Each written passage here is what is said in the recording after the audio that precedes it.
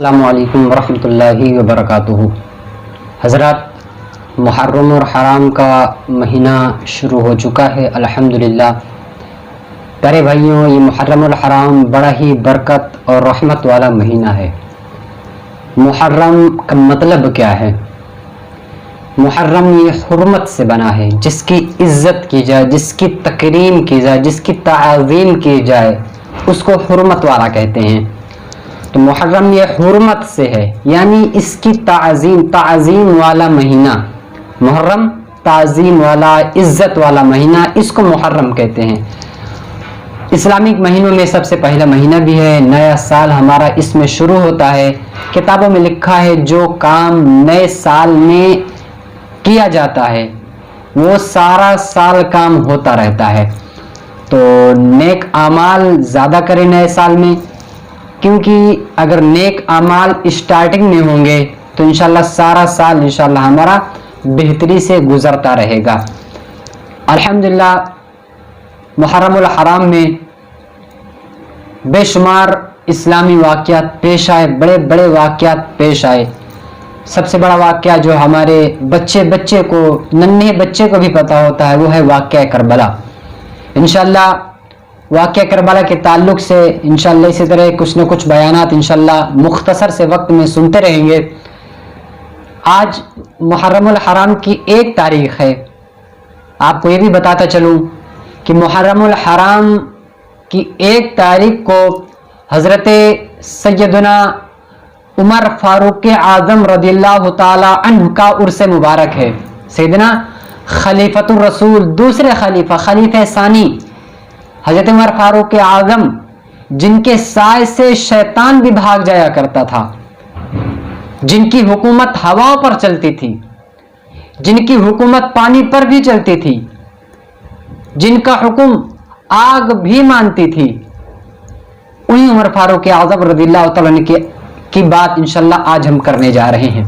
آج ان کا عرس مبارک ہے، تو اسی مناسبت سے انشاءاللہ ان کا ذکر خیر بھی کریں گے انشاءاللہ، اور کربلا کے واقعات تو آپ سنتے ہی رہتے ہیں، انشاءاللہ وہ بھی سنیں گے۔ مگر آج اس مناسبت سے کہ آج ایک محرم الحرام ہے اور عمر فاروق اعظم رضی اللہ تعالیٰ عنہ کا عرس مبارک بھی ہے، تو مختصر سا انشاءاللہ بیان عمر فاروق اعظم رضی اللہ تعالیٰ عنہ کی شان میں کرنے کی سعادت حاصل کروں گا۔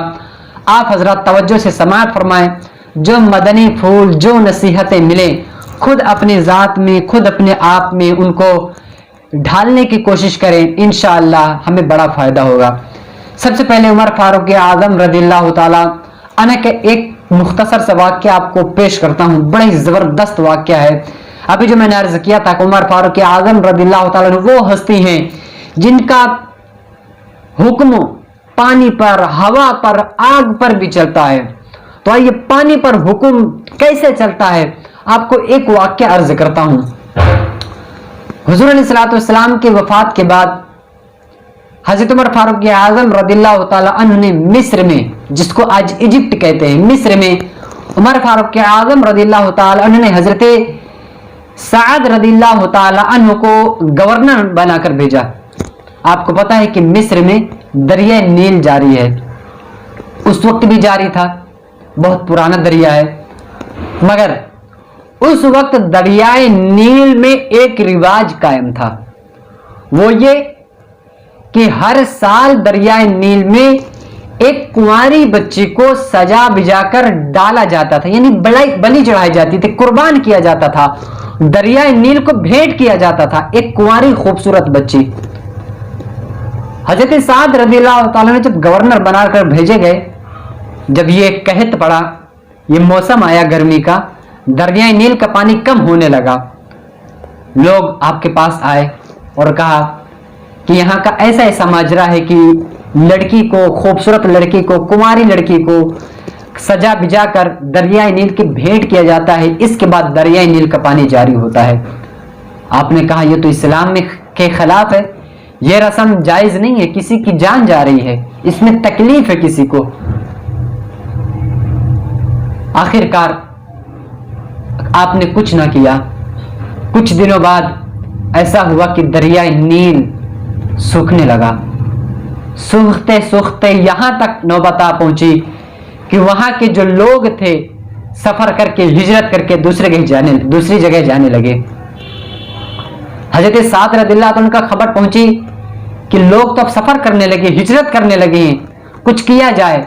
हजरत साद रदिल्लाह ताला अन्हु ने खत लिखा हजरत उमर फारूक आजम के पास, क्योंकि आप उस वक्त खलीफा थे, मदीने शरीफ में थे।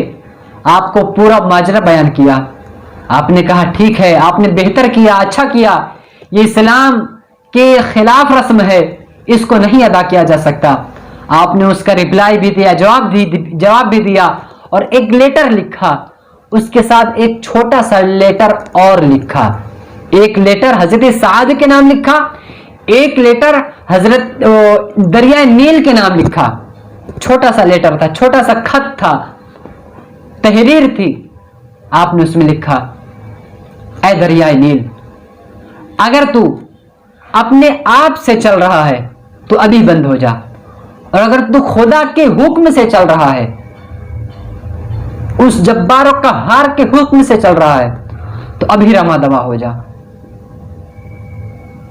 हजरात, इतना ये खत हजरत साद रदिल्लाह अन्हु के पास पहुंचा।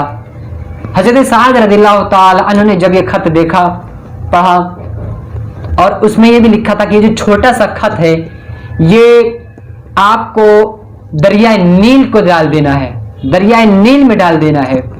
हजरत साद रदिल्लाह ताला अन्हु ने उस खत को चूमा। खलीफे का खत था। आपने उस खत को चूमा, गए अपने जुदेहान के साथ गए दरियाए नील में, उस हजरत उमर फारूक आजम रदिल्लाह ताला अन्हु के खत को डाल देते हैं। डालना था, रात गुजरी, सुबह जब हुई तो लोगों ने देखा कि दरियाए नील का पानी 16 गज बुलंद हो चुका है। सुभान अल्लाह, ये हजरत उमर फारूक आजम थे। इनकी तहरीर का कमाल था। इन्होंने कागज में तो अपने अल्फाज लिखे, मगर कलम हजरत उमर फारूक आजम के हाथ से चला हुआ था। दरियाए नील खौफ के मारे कि हजरत उमर फारूक आजम का खत है, अगर मैं ना बढ़ा तो मेरी खैरियत नहीं है। वो दरियाए नील जो सूखा जा रहा था, 16 गज पानी बुलंद हो गया। हजरत, पता चलता है उमर फारूक आजम रदिल्लाह अन्हु की शान कैसी है। तभी तो किसी ने कहा कि क्या खूब कहा है, चाहे तो इशारों से अपने काया ही पलट दे दुनिया की, ये शान है खिदमत गारों की, सरदार का आलम क्या होगा। जब हजरत उमर फारूक आजम का ये आलम है, हमारे हुजूर सल्लल्लाहु अलैहि वसल्लम के जाते वाला तबार का आलम क्या होगा। हमें गौर करना चाहिए। इससे हमें सीख मिलती है कि जो मिस्र में, इजिप्ट में एक गलत रस्म फैली हुई थी, लड़की भेंट करने के दरियाए नील में, कितनी गलत रस्म थी। हर साल एक जान जाती थी। उनके माँ बाप का, खानदान वालों का कैसा दिल दुखता रहा होगा। उस जान को पानी में डुबाकर मारने का कैसा गुनाह उन लोगों का मिल रहा होगा। अल्लाह पाक ने इस्लाम लाकर इस गलत रस्म से उन लोगों को बचा लिया। हमारे अंदर भी बहुत सारी ऐसी रस्में हैं, बहुत सारी ऐसे खुराफात हैं जो हमें पता नहीं है, इस्लाम के खिलाफ है और हम कर रहे होते हैं। हजरत, हमें गौर करना चाहिए। यह हजरत उमर फारूक आजम रदिल्लाह ताला अन्हु हैं, जिनके कलम का यह कमाल है कि दरियाए नील भी इनके कलम को कबूल करता है। इसी तरह एक वाकया हवा के ताल्लुक से आपको अर्ज करता हूं। आपकी हवा में हुकूमत कैसी है। हजरत सारिया रदिल्लाह ताला अन्हु को हजरत उमर फारूक आजम ने नहावंद, ये मदीने शरीफ से 844 किलोमीटर दूर एक जगह है, वहां आपने नहावंद में हजरत सारिया रदिल्लाह ताला अन्हु के जंग के लिए आपने हजरत सारिया को भेजा, इस्लाम का परचम लहराने के लिए। आप गए, कुफारों से जंग होने लगी। हजरत उमर फारूक आजम यहां बैठे सब देख रहे हैं। क्या देख रहे हैं? वहां मुसलमानों की शिकस्त होने वाली है, मुसलमानों पर काफिर जमने वाले हैं, मुसलमानों को शिकस्त देने वाले हैं, हराने वाले हैं। हजरत उमर फारूक आजम रदिल्लाह ताला अन्हु फौरन मिंबर पर चढ़ते हैं, लोगों को बुलाते हैं, खुतबा देने लगते हैं। खुतबा देने के दौरान आप बुलंद आवाज से कहते हैं, या सारी अल जबल, या सारी अल जबल, यानी ऐ सारिया, पहाड़ की तरफ जाओ, पहाड़ की तरफ जाओ, पहाड़ को अपना रुख बना लो, पहाड़ को अपनी पीठ बना लो। یعنی پہاڑ کا سہارا لے لو. یہ آواز مدینہ شریف کے مسجد نبوی کے منبر میں آپ فرما رہے ہیں. یہ الفاظ آپ کہہ رہے ہیں لوگوں کے سامنے, مدینے کے لوگ جمع ہیں, اور آپ کہہ رہے ہیں یا ساریہ الجبل. لوگ کہہ رہے ہیں ساریہ تو نہاوند گئے ہیں, یہاں 800 کلومیٹر دور یہاں سے گئے ہیں, اور حضرت عمر فاروق اعظم کہہ رہے ہیں یا ساریہ الجبل, اے ساریہ پہاڑ کو اپنی پیٹھ بنا لو. کیوں؟ اس وقت تو معاملہ سمجھ میں نہ آیا. کچھ دنوں بعد حضرت ساریہ رضی اللہ عنہ کا قاصد, ایلچی, آپ کی خبر لانے والا مدینہ شریف آتا ہے. لوگ جمع ہو جاتے ہیں, ساریہ کا قاصد آیا, ساریہ کا قاصد آیا, خبر ہوئی کیا ہوا کیا ہوا, مسلمانوں کی فتح ہوئی. سبحان اللہ. کیسے ہوا؟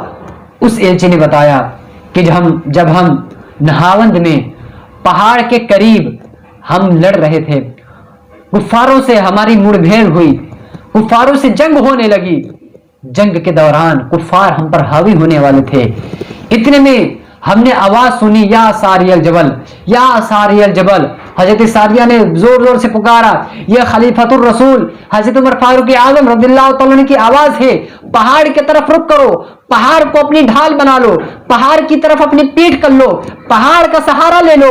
ہم نے پہاڑ کی طرف اپنا رخ کر لیا, پہاڑ کو اپنا سہارا لے لیا.